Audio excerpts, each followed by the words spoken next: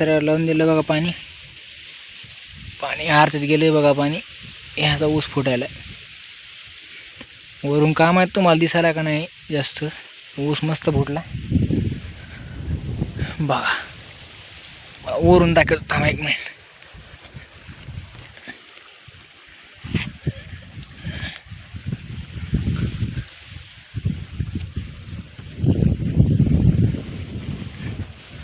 बघा ऊस